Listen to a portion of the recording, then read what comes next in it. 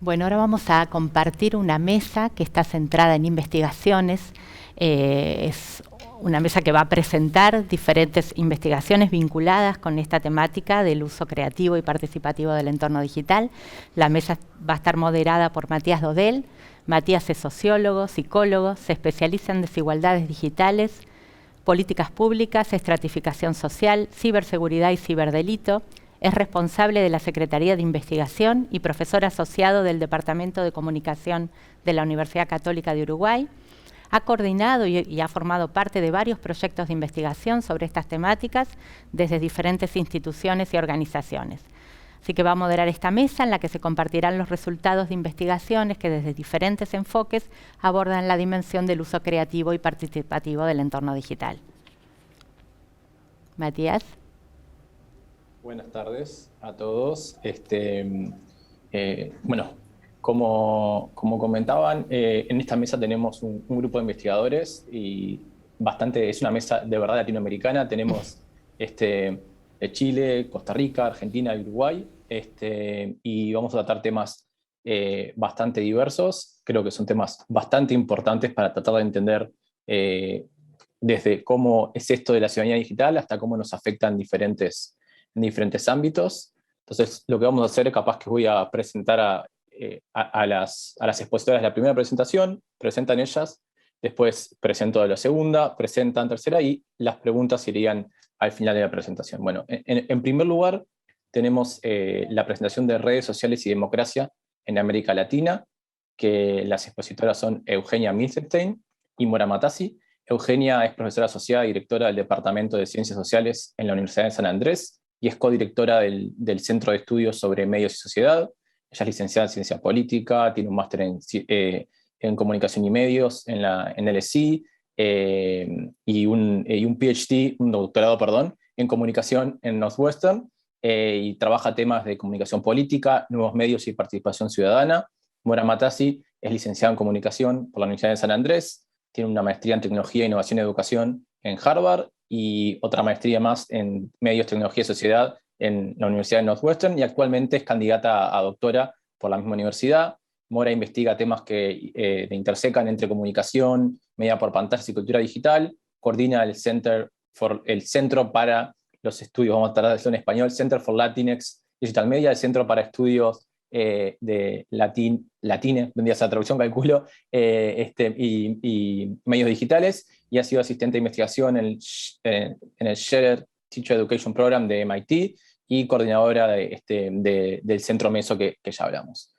Muchas gracias, Mora y Eugenia, y les doy la palabra y la pantalla. Muchísimas gracias, Matías. Muchísimas gracias, estamos honradas por la invitación. Gracias a Mora por acompañarme.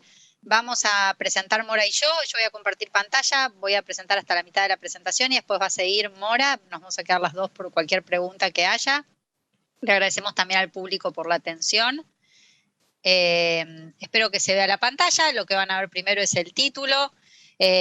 Hicimos una investigación sobre redes sociales y democracia en América Latina junto a Pablo Koski, que no pudo estar presente en este momento, pero que participó en la investigación. Tal vez como ya sepan, el 72% de las personas en América del Sur y el 71% en América Central son usuarios activos de redes sociales en 2021. El crecimiento del uso de redes sociales está acompañado en paralelo por un crecimiento en la investigación sobre el uso de redes sociales y la democracia y creciente interés sobre los efectos que generalmente se presumen negativos de las redes sociales en los procesos democráticos. El encuadre de propaganda, de guerra, la idea de manipulación y contagio, y representaciones visuales de masas desprovistas de agencia. Acá hay un ejemplo, por ejemplo. No sé si reconocen la foto, pero es Eva Perón, está hablando con mujeres del movimiento peronista, pero lo que hicieron los artistas gráficos de este medio, que es el Diario del Mundo, fue sobreimprimirle un icono, logo de WhatsApp, y a muchas mujeres les pusieron el signo del visto, como decimos en Argentina, ¿no? Entonces esa es una representación de las masas como recibiendo lo que dicen las personas o los líderes por redes sociales. la idea de que YouTube ayudó al surgimiento de la derecha y la radicalización en Brasil. Hubo toda una investigación del New York Times. En el mundo de Bolsonaro a Vox, cómo WhatsApp ha llegado a ser el arma más eficaz de propaganda política. Entonces, lo que nosotros veíamos, sobre todo en la cultura popular y en la cobertura mediática, es una vinculación casi directa entre el surgimiento del populismo o la polarización y las redes sociales, y queríamos investigar qué decía la investigación empírica. Entonces, nuestra pregunta de investigación era si se justifica el pánico moral sobre las redes sociales y la democracia en América Latina sobre la base de la investigación existente. O sea que nosotros vamos a dar cuenta de trabajos que se hicieron hasta el año 2020 cuando hicimos la investigación. Llevamos a cabo lo que Burgis describe como una revisión de literatura narrativa. Usamos varios motores de búsqueda, Web of Science, World Scholar, el Índice de Publicaciones Periódicas Hispanoamericanas y bibliotecas digitales del Banco Mundial y la UNESCO entre 2008 y 2020. 2008 como el momento en que surgieron o se masificaron las redes sociales en el mundo y en América Latina. Los términos de búsqueda incluyeron democracia, elecciones, votación, gobierno digital, gobierno electrónico, participación política, redes sociales, y sus traducciones al español y al portugués. O sea, la búsqueda la hicimos en inglés, pero también hicimos búsquedas de estos términos en portugués y en español, porque obviamente también queríamos incluir a Brasil.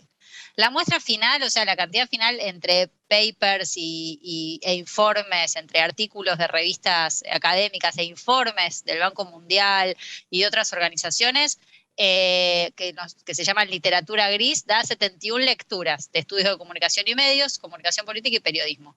Sobre ese trabajo nosotros hicimos 2 rondas de codificación. Primero en relación a temas, los usos, actores y efectos, que ahora voy a explicar un poco de qué se tratan, y segundo en relación al país y a la plataforma, 19 países examinados, un territorio. O sea que esto incluye hasta la elección de Bolsonaro en Brasil, e incluye los procesos, por ejemplo, en Chile de protestas en 2020, no incluye lo que pasó en 2021 y no incluye qué pasó hace 10 días cuando se cayó WhatsApp, Facebook e Instagram, pero que si siguieron un poco la cobertura periodística de estos temas van a ver que apareció mucho la idea de, bueno, ¿qué pasa con las redes sociales, la democracia, la comunicación, la necesidad de regularlos? Más allá de esa discusión, nosotros lo que vamos a presentar son investigaciones que se hicieron entre el año 2008 y el 2020. Una compilación, una lectura crítica, una revisión de literatura crítica de investigaciones que se hicieron entre el año 2008 y el año 2020. Bueno, primero de todo, nosotros nos fijamos en los usos políticos de redes sociales, aparece mucho la idea de las campañas electorales, y ahí las plataformas de redes sociales, Facebook, Instagram, Twitter, aparecen como foros de discusión que tienden a convivir con los espacios tradicionales de opinión pública, o sea, no borran la televisión, el diario, la discusión cara a cara, sino que conviven con todos estos espacios de discusión pública, y esto no se da de manera uniforme entre países, tiene que ver con la llegada de las redes sociales en los distintos países, con el nivel de desarrollo de las distintas plataformas en distintos países. Entonces, por ejemplo, WhatsApp fue muy importante en Brasil durante la elección como espacio de discusión política, pero no Instagram, por ejemplo, para dar un ejemplo.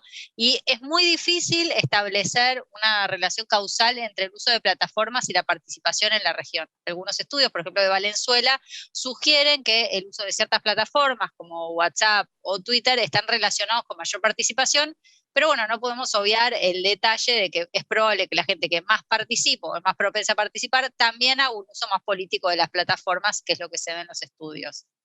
También encontramos, estudiando temas de acción colectiva, que hay conexiones entre las dinámicas online y offline, o sea, en línea y fuera de línea, lo que llamaríamos en el mundo real o en el mundo de los átomos, en el comportamiento de protesta, ¿no? Entonces, la gente que se moviliza en las redes sociales también suele ser gente que se moviliza en la calle para protestar, etcétera, y muchas veces se usan las redes sociales para convocar a protestas, pero que no es la única manera de convocar. Por ejemplo, en Argentina el movimiento feminista convocó a protestas por Ni Una Menos a través de redes sociales, pero también se convocó a través de las organizaciones de la sociedad civil de base que ya estaban establecidas. Entonces, no es que el movimiento Ni Una Menos surgió exclusivamente en las redes, surgió en organizaciones que ya existían, y sí su difusión se hizo más masiva a través de las redes sociales o tanto Facebook como WhatsApp.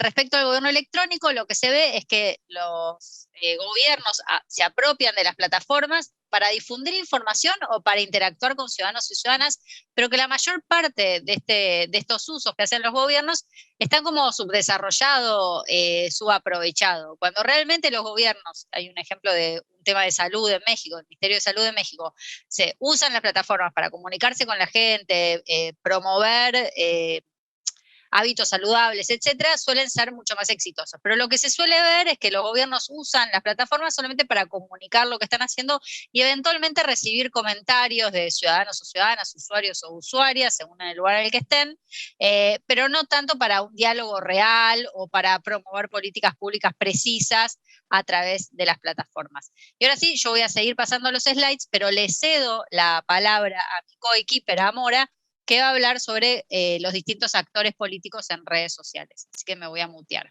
Muchas gracias, Eugenia. Como decíamos, hay distintas dimensiones en las cuales nos enfocamos para analizar la literatura que ha trabajado sobre redes sociales y democracia en América Latina. El segundo punto que queremos destacar es qué actores políticos suelen ser los más relevantes para esta literatura que trabaja redes sociales y procesos democráticos en la región. Tenemos más o menos tres tipos de actores centrales. Por un lado, lo que llamamos agentes estatales y gubernamentales, que puede incluir también a figuras políticas, a legisladores, a agencias de gobierno, como estaba mencionando recién Eugenia con el tema del gobierno electrónico, etc.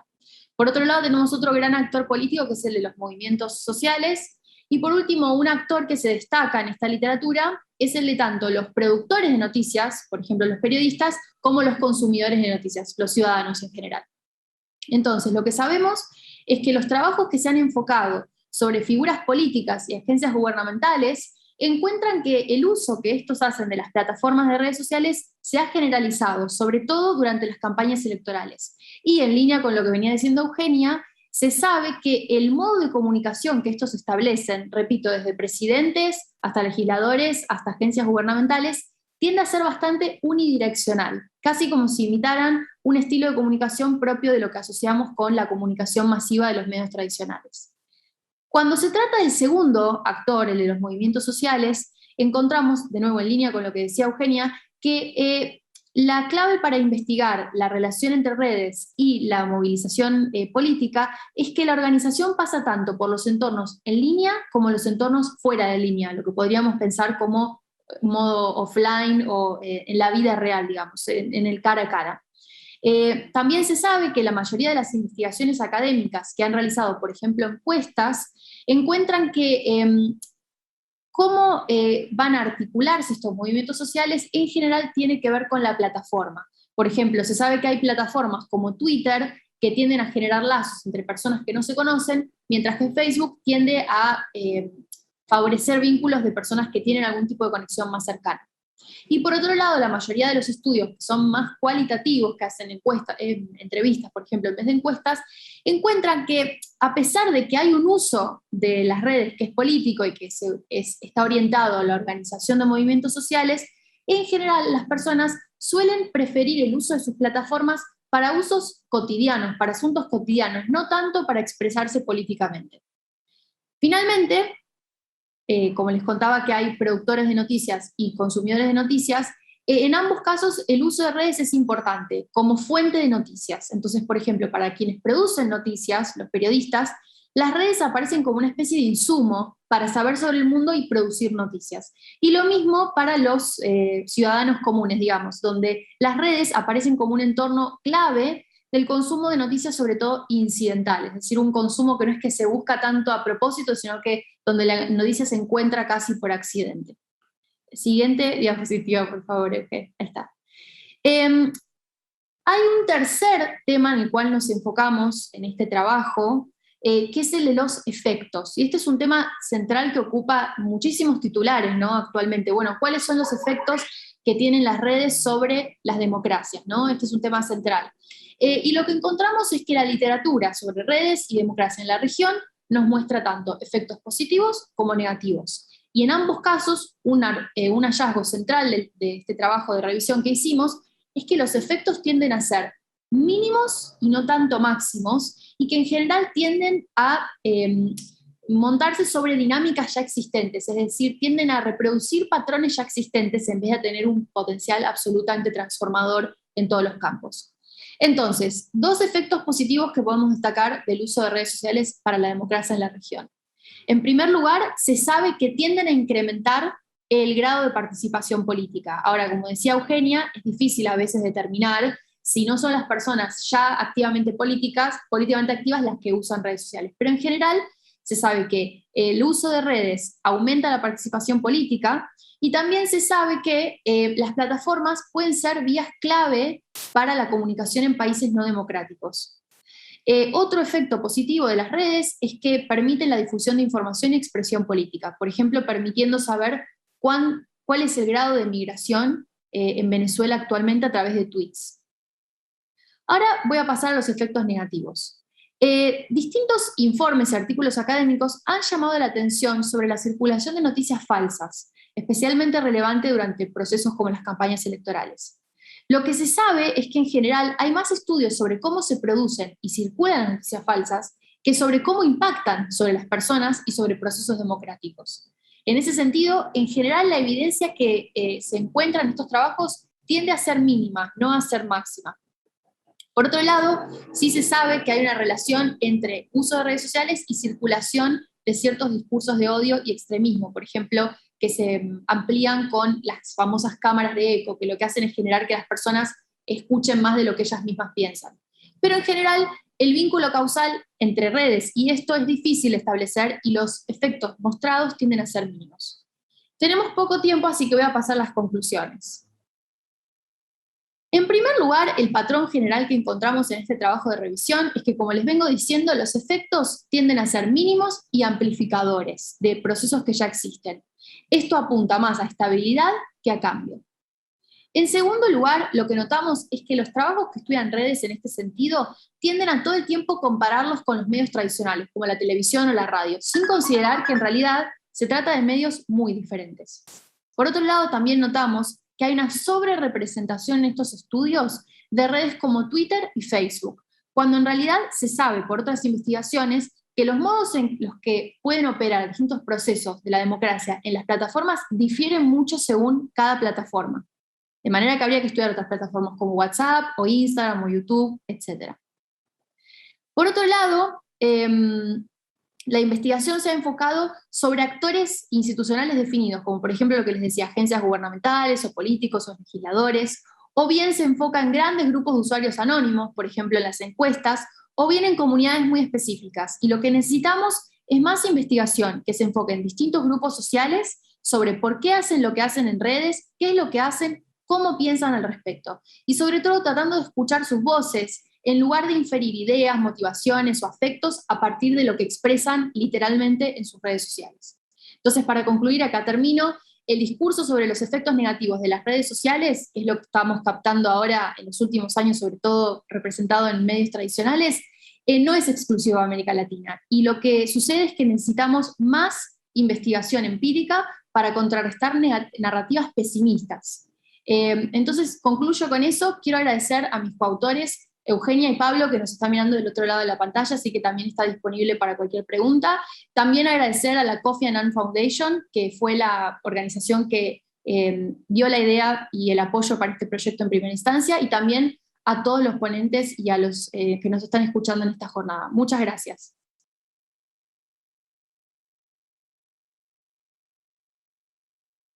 Importantísimo, y como bien explicaron las dos, una cosa es lo que escuchamos en los medios, en la prensa, y otra cosa cuando vamos hacia lo que se sabe sobre un tema, lo que no se sabe, nos podemos encontrar con un montón de sorpresas, por lo menos en contraste con lo anterior.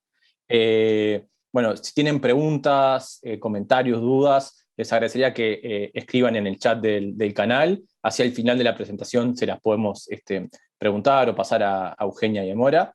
Y ahora vamos a pasar a los segundos expositores, a Rolando Pérez Sánchez y Amaranta Alfaro, que nos van a presentar un estudio basado en la red Kids Online para tratar de entender cuáles son los determinantes, las habilidades y actividades creativas en jóvenes en Chile, Costa Rica y Uruguay.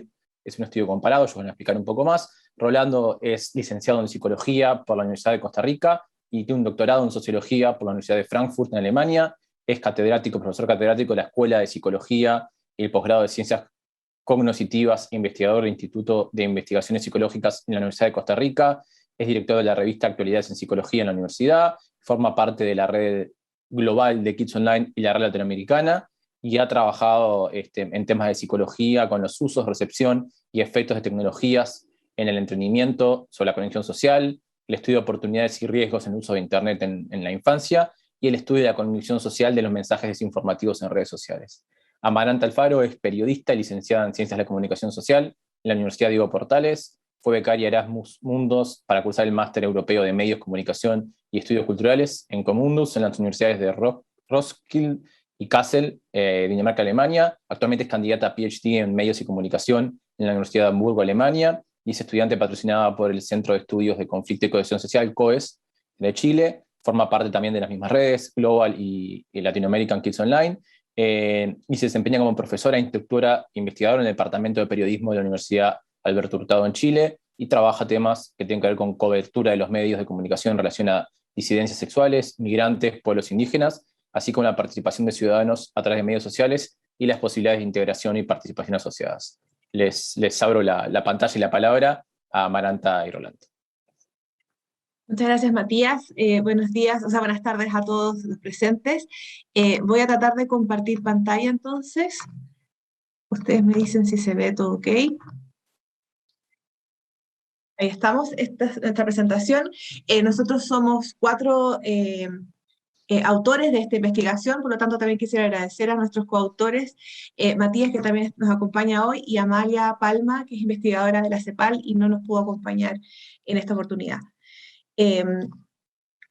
Esta investigación, como bien decía el título, se centra entonces en los determinantes de las habilidades y actividades creativas en jóvenes en Chile, Costa Rica y Uruguay, de una forma comparada, como decía Matías, pero a modo de introducción quisiéramos obviamente entablar un poco, enmarcar un poco el tema. Los medios digitales sabemos que forman parte de la vida cotidiana de niños, jóvenes y adolescentes en términos de que ellos realizan su aprendizaje, su consumo, sus momentos de ocio, entretención y de comunicación entre sus pares, por supuesto, en estas plataformas de manera casi por defecto.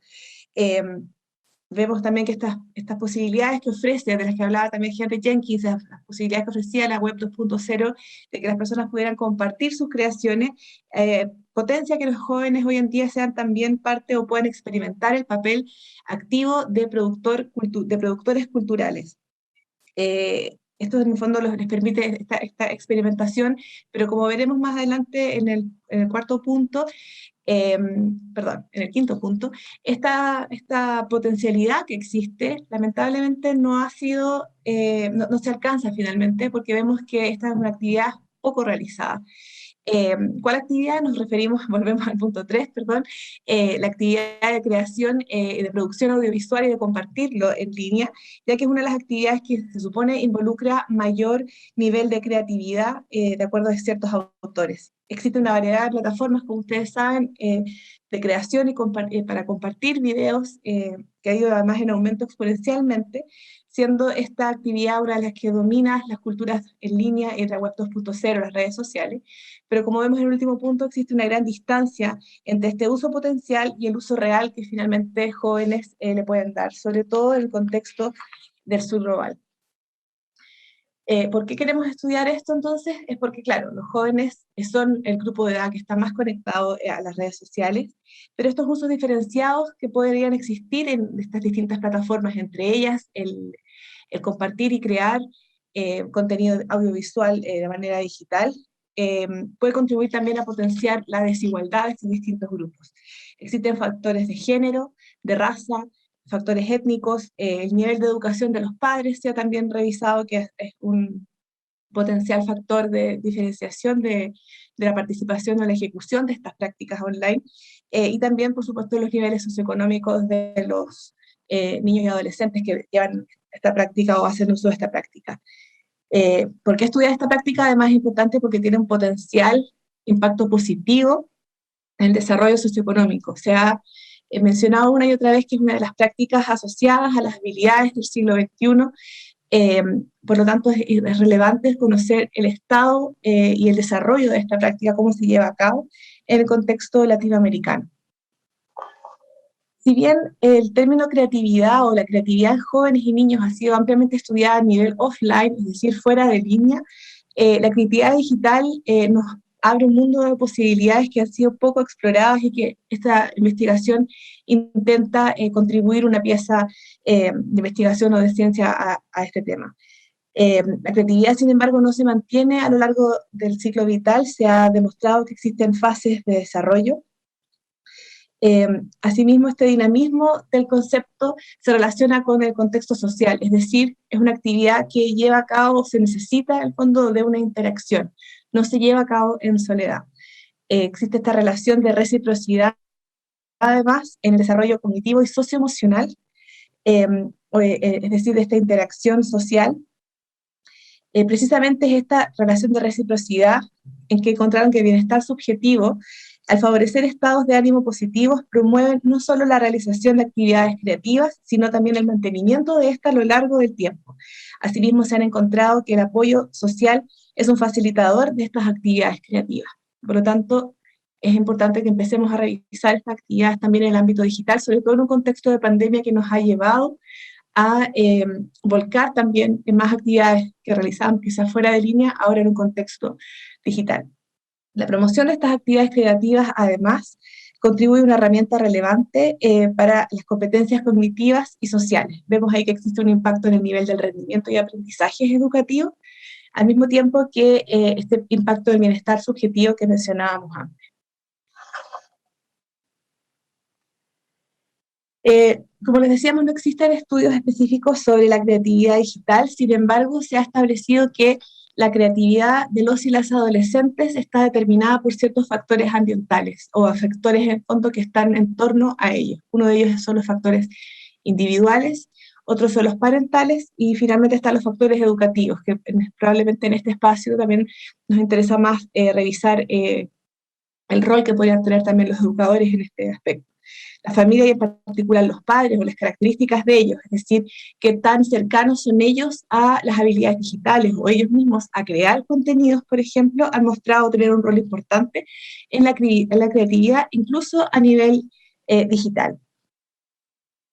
Como les comentaba Matías al principio, este estudio se ha realizado en el marco del proyecto Kids, o sea, de la investigación Kids Online Latinoamérica, con datos comparados de Chile, Costa Rica y Uruguay. Aquí podemos observar en la tabla el número de encuestados, el tipo de encuestados, la localización en donde estaban estos encuestados al momento de ser encuestados, valga la redundancia, y las fechas de los datos en que se fueron realizados.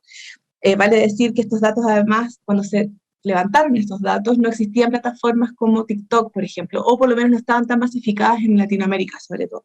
Eso es un punto importante porque esa aplicación, lamentablemente, no está dentro de las que están consultadas en esta investigación. Estas son encuestas nacionales representativas para que se aplica entre niños de 9 a 17 años, residentes en hogares, y además se aplica un cuestionario paralelo a uno de sus tutores o un padre en la casa, una persona responsable de este niño de casa. Como decía Matías, este proyecto o Kids Online surge desde el EU Kids Online, el Kids Online europeo, que luego además pasó a ser un Kids Online global y a nivel mundial, que busca poner nuevamente la voz de los niños en la agenda pública. En Latinoamérica, nuestra red latinoamericana está conformada por países como Brasil, Chile, Uruguay, Costa Rica, República Dominicana, entre otros. Y los objetivos es justamente aplicar la misma encuesta, ocupar las mismas preguntas en estos países para poder justamente generar ciertas comparaciones y análisis que sean representativos a los niveles de los países y también nos permita comparar de forma con estudios a nivel nacional y además cualitativos, sobre todo para convertir estos resultados en información útil y procesable, de tal forma que los responsables políticos nacionales, tanto a nivel local o ya provincial, pero al mismo tiempo también los hogares, las escuelas, también puedan aplicar estos datos y también, por supuesto, generar política pública en torno a ellos. Esto permite también identificar factores que hay detrás de las actividades en línea y así al mismo tiempo las habilidades. Este es más o menos un poco el marco general, no lo voy a entrar a explicar en detalle. Y con esto le cedo la palabra entonces a Rolando. Yo también me voy a mutear, pero voy a seguir pasando las diapositivas.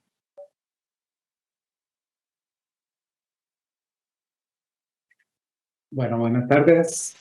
Muchas gracias. Les voy a comentar rápidamente aspectos generales del procedimiento de análisis para pasar a los resultados. Realizamos dos análisis de regresión logística binomial que tenía como objetivo tratar de ver los determinantes de dos dimensiones que consideramos relevantes. Por un lado, la de usos y sobre todo los usos asociados a la, como está aquí señalado, al haber creado o subido contenido de video o audio en Internet de forma frecuente, semanalmente o más frecuente. Y por otro lado, también determinar algunos determinantes que nos ayudan a entender las habilidades digitales de tipo creativa, por lo menos desde la percepción que tenían los mismos chicos y chicas. Específicamente acerca de la habilidad autopercibida para crear y subir este contenido. Para eso entonces introducimos una serie de variables a los modelos, siguiendo la propuesta conceptual que vimos un par de diapositivas atrás. Con factores individuales incluimos variables asociadas a la edad, el género, variables asociadas en general a la habilidad, esto para el estudio del uso creativo, variables tipo psicológicas o psicosociales asociadas al bienestar subjetivo, la percepción de riesgo, y también variables de uso más específicas generales como el número de aplicaciones utilizadas o el modo de acceso a Internet. Como variables o factores de tipo parental incluimos el nivel educativo de las personas cuidadoras, las habilidades específicamente creativas de estas personas cuidadoras y así como variables asociadas a la mediación activa, la participación, la promoción en la exploración, en el uso de la Internet y el apoyo social de parte de la familia. Como variables educativas incluimos tanto la mediación por parte de los docentes, pero también el apoyo percibido, el apoyo social percibido de parte de los pares, de los amigos o las amigas. Bueno, esta es la información básica con la cual hicimos los dos modelos, que son muy similares. La diferencia es que en uno no, en el de habilidades, pues no incluimos ciertas dimensiones. Puedes pasar a la siguiente, muchas gracias. Ahora veamos entonces en concreto qué resultados obtuvimos con el uso creativo.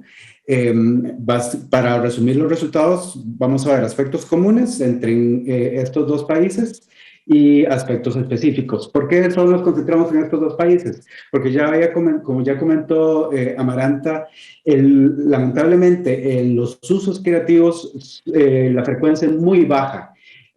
Oscilaba entre 5 o 10% en estos dos países, y en Costa Rica lamentablemente era todavía más baja. Entonces, para efectos de análisis no pudimos introducir a Costa Rica dentro de la comparación, pero sí a estos dos países. Como aspectos comunes pueden ver que la principal dimensión que nos ayuda a entender los usos creativos es la habilidad para la creación de contenido como un elemento fundamental, tanto en Chile como en Uruguay, siendo el principal factor de forma muy clara en Uruguay. Le sigue a esto como factor común la cantidad de aplicaciones a las que tiene acceso y uso estas personas, y lo cual se puede entender no solo asociado a qué tanta exposición tiene con diferentes aplicaciones, sino que muchas de estas aplicaciones requieren, como la de YouTube o las de redes sociales, suponen el uso creativo, compartir videos, compartir música. Elementos específicos relevantes. En Chile, los chicos de menor edad son los que hacen más uso, y en Uruguay es importante el papel de la familia, tanto el nivel educativo de las personas cuidadoras parece ser un elemento muy importante que lo vemos ahora, también en las habilidades, y que en este caso puede entenderse como un proxy del nivel socioeconómico. Pasamos a la siguiente, por favor. Ahora, en cuanto a las variables o dimensiones que nos ayudan a explicar las habilidades digitales, encontramos no encontramos elementos comunes entre los tres países, pero sí al menos en dos de ellos. Por un lado, la edad en Chile y Uruguay, resultando que las personas de mayor edad son las que perciben o autoperciben mayor habilidad. Y esto precisamente tiene que ver con aspectos no solo de mayor acceso, disponibilidad de dispositivos, sino con el desarrollo mismo de las capacidades creativas generales. Y el otro elemento común en esta vez para Costa Rica y Uruguay es nuevamente la cantidad de aplicaciones a las que tiene acceso y uso. Como aspectos específicos, encontramos que para Costa Rica las personas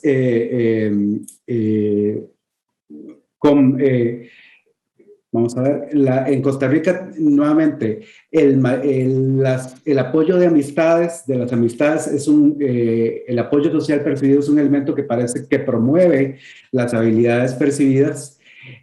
Junto con el hecho de que, y aquí puede estar asociado un elemento de socialización de género, que son los hombres los que están haciendo más uso, o los que perciben mayor habilidad de este tipo. En el caso de Uruguay, como elemento específico, como les comentaba, vuelve a aparecer de nuevo el papel que juegan las personas cuidadoras y la familia en general, tanto lo que tiene que ver con el nivel educativo como con las habilidades de las personas cuidadoras como elemento promotor de estas habilidades.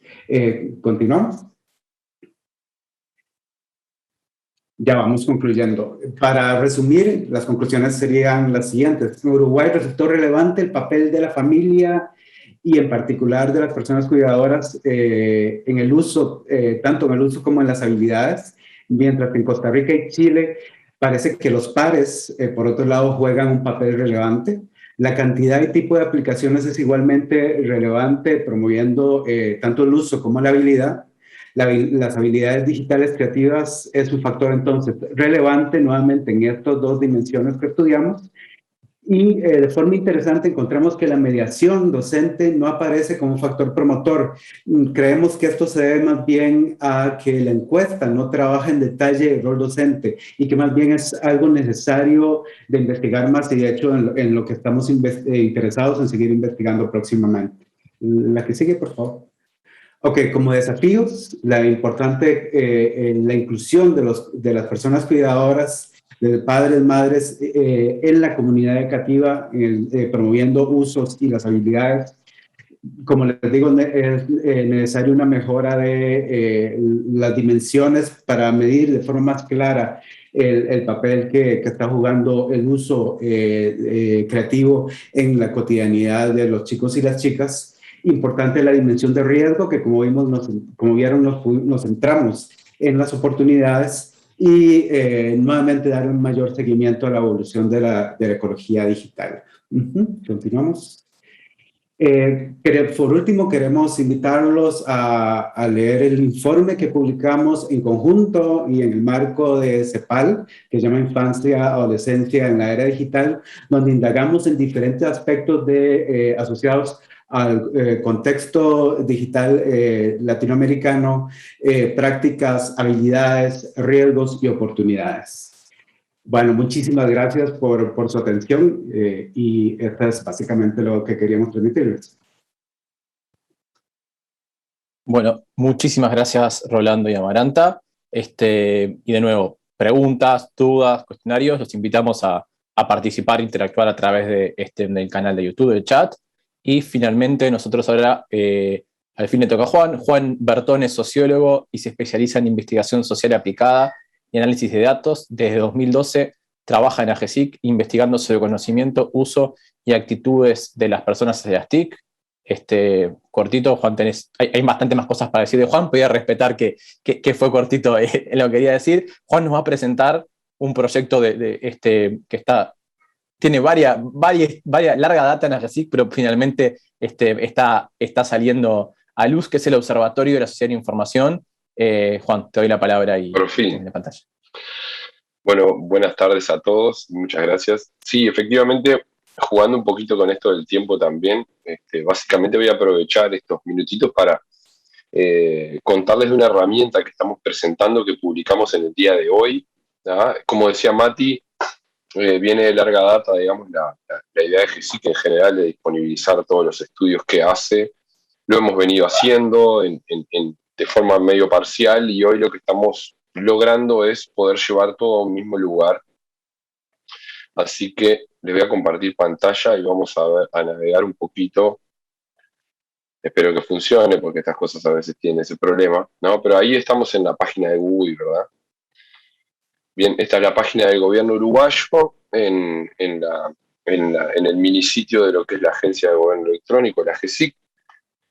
Y lo que les quería mostrar era justamente el Observatorio de la Sociedad de la Información.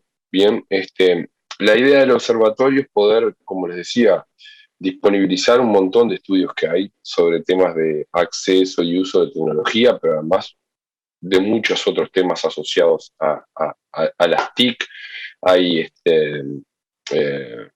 estudios específicos de gobierno digital con encuestas regulares que llevamos adelante desde AGESIC, estudios más amplios como la UTIC, que es más como del concepto del paraguas de la sociedad de la información, estudios sectoriales sobre ciberseguridad, sobre la incorporación de TIC en el ámbito de la salud, etc.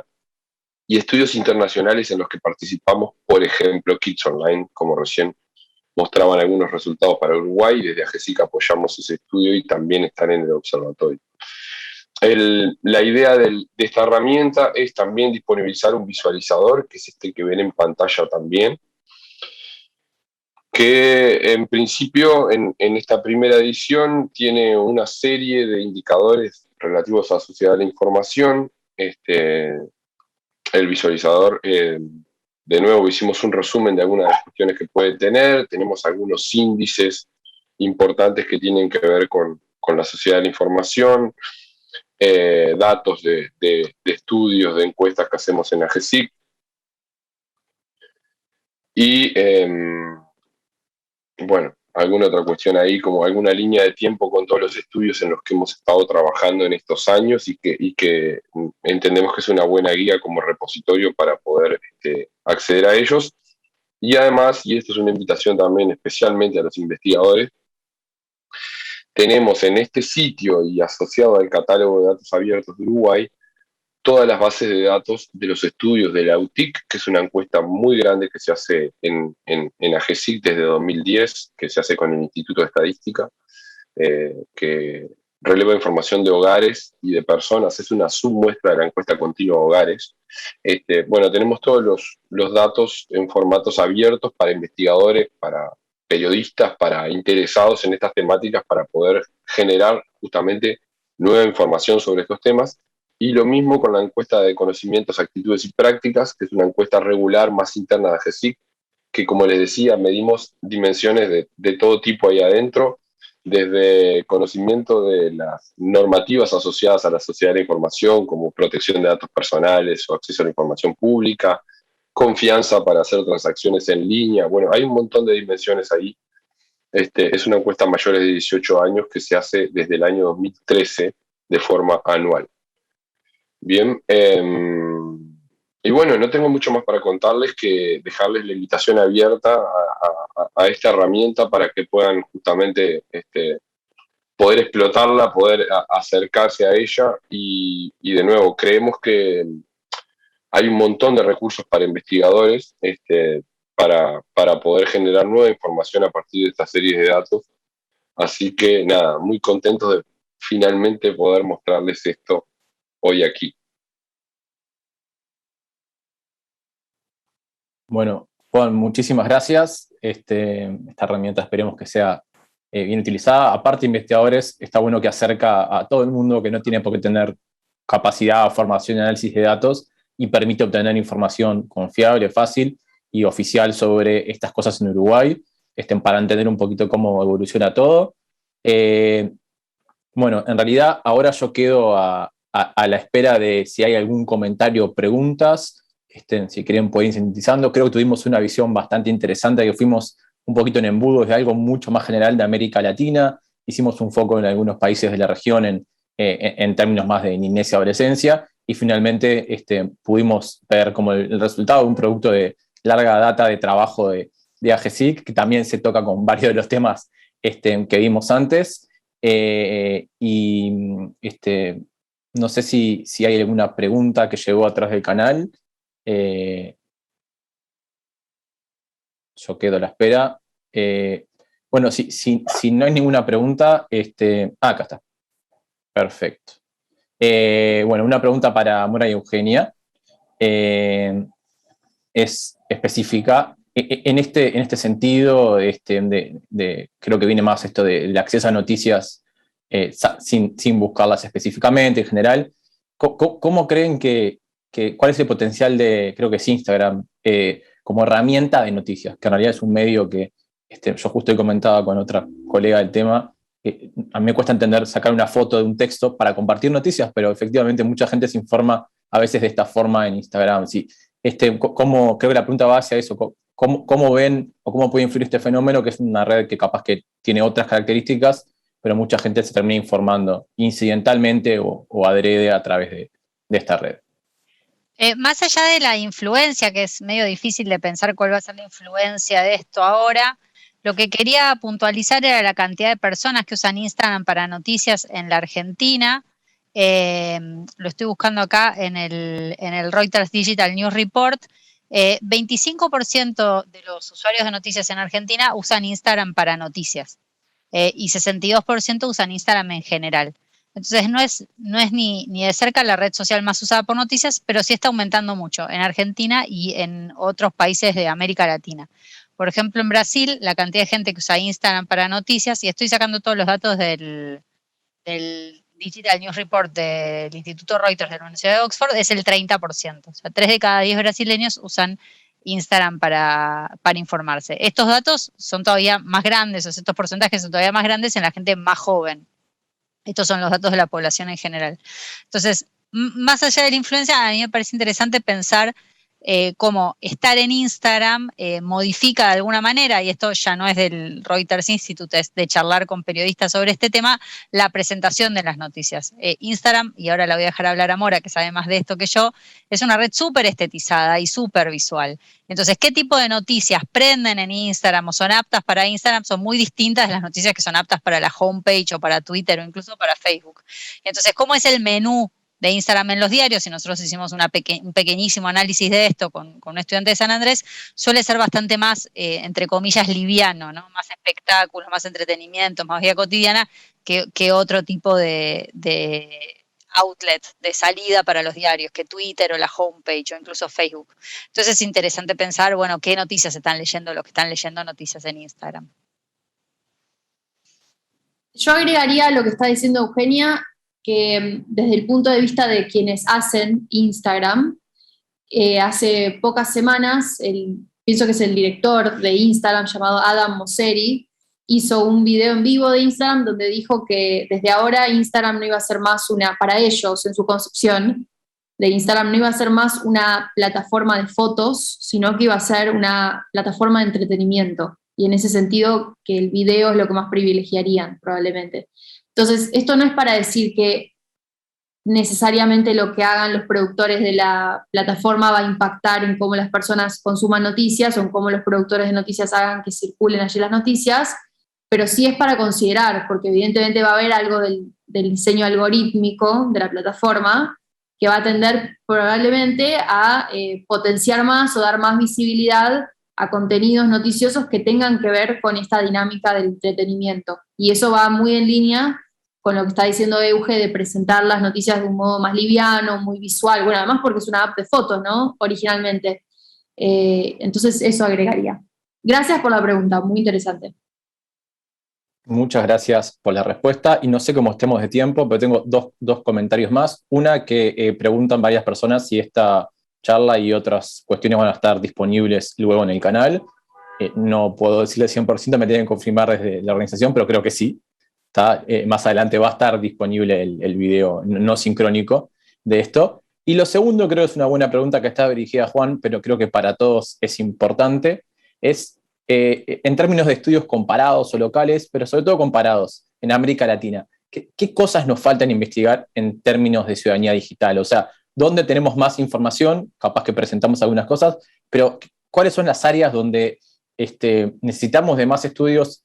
Yo hablo de comparados, pero para poner en contexto lo nacional, uno necesita poder compararse también.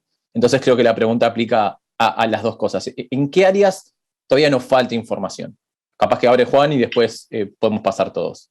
Sí, yo creo que ahí la clave es lo que vos mencionabas de la comparabilidad, digamos, ¿no? Nosotros creo que, por lo menos en Uruguay, como les mostraba recién, tenemos un par de estudios que son barren bastante el tema de la ciudadanía digital, de los comportamientos en línea, de los usos, ¿no? Pero lo que sí nos falta o carecemos un poco es quizás de esa ancla, ¿no? Ese anclaje que te da poder compararte con países vecinos, etcétera, ¿no? Como sí pasa cuando haces alguna versión de Kids Online, por ejemplo, que te permite tener eso,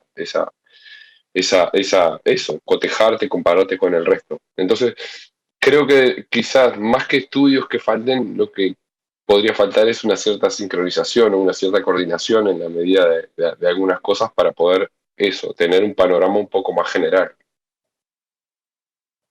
Gracias, Juan. No sé si alguno quiere hablar. Yo aprovecho para lo que dice Juan, pasar una especie de aviso.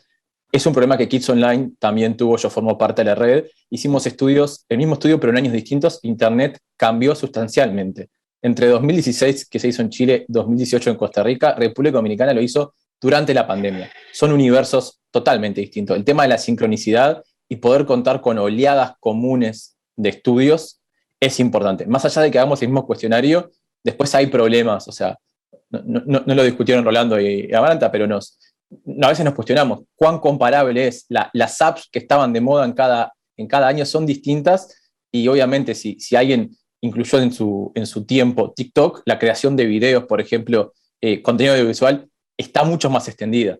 Entonces, necesitamos, como dice Juan, yo agrego, no solamente estudios comparados, sino estudios con oleadas, tener un enfoque latinoamericano que podamos realizar como salir con estudios similares a la misma vez, sobre todo cuando trabajamos con estudios más basados en muestras representativas o que requieren campo presencial, que también ahí los costos y eso es complejo. Yo creo que más que una pregunta, ahora me decían, tenemos espacio para que sigan Mora, Eugenia, Amaranta o Rolando comentar sobre esto, y capaz que con eso podemos dar fin al panel. No sé si tienen algo más para comentar esto de dónde podemos avanzar en estos temas. Y me permiten muy brevemente... Ay, perdona, Mora, adelante. No, Amaranta, por favor, anda vos. No, muy cortito. Un tema que siempre surge, y dado que además el público que nos acompaña hoy son principalmente también educadores o profesionales de la educación, es este susto este pánico moral que existe ante los riesgos que están siempre online. Creo que ahí también como investigadores tenemos también un rol en el fondo de aterrizar este pánico moral y tratar también de entregar herramientas que muestren que en el fondo el uso de habilidades, la práctica y la ejecución de estas habilidades online para los jóvenes es efectivamente un paso más a las habilidades del siglo XXI que le permitirán a sí mismos desenvolverse mejor en la sociedad que viene. Entonces, esa disputa entre estos dos temas, creo que como investigadores de Latinoamérica tenemos una misión ahí que trabajar con eso, tanto desde el punto de vista como desde la investigación, como también desde el activismo. Eso. Yo iba a comentar que sí. Me parece que un tema súper interesante e importante que está viendo en el campo de los estudios de comunicación y medios, que me parece que se vincula, aunque sea indirectamente, con el tema de ciudadanía digital, y que me parece además que es central en el contexto de la pandemia, es el del llamado desconexión digital voluntaria, que tiene que ver con procesos y motivaciones y prácticas por los cuales las personas quieren despegarse de sus dispositivos y cómo hacen para que eso suceda y en qué condiciones y con qué implicancias personales y políticas, etc. Entonces, me parece que esa es un campo de investigación que da para muchos trabajos que tienen que ver con la ciudadanía digital, porque, como plantean en el último libro Eugenia Winchenstein y Pablo Boczkowski, mis coautores, que se llama El entorno digital, si se supone que estamos viviendo en un entorno digital donde, por ejemplo, la caída de las redes, que sucedió el otro día, produce una especie de conmoción social inmediata, entonces cada vez es más importante la pregunta por las condiciones en las cuales nos desconectamos, ¿no? Desde nuestra sociabilidad hasta el trabajo, ¿no? El derecho de desconexión. Entonces me parece que esa es un área de investigación que es bastante promisoria para la región. Muchas gracias, Mora. Perdón el resto si tiene alguna opinión, pero me están diciendo que estamos atrasados y hay que cortar. Gracias a todos los ponentes, gracias a toda la gente que nos acompañó y a GESIC y a Plan Ceibal por organizar este evento. Y bueno, esperemos que el año que viene nos podamos a reencontrar en esta mesa u otra. Muchas gracias a todos. Buenas tardes, buenas noches. Muchas gracias. Buenas noches. Gracias. Chao. Buenas noches. Gracias. Bueno, muchas gracias Matías, Eugenia, Mora, Amaranta, Rolando y Juan. La verdad que todas las presentaciones aportaron datos de calidad y evidencia empírica, esto que traían, ¿no? Escuchar sus voces más que inferir cómo nos estamos comportando en el entorno digital. La evidencia y estos datos son interesantes para la reflexión y para el abordaje de la construcción de ciudadanías en entornos digitales, y a la vez dejaron muchas puertas abiertas de por dónde ir para investigar, para trazar futuras investigaciones para que nos ayuden a entender y descubrir las formas creativas y participativas de hacer uso del entorno digital.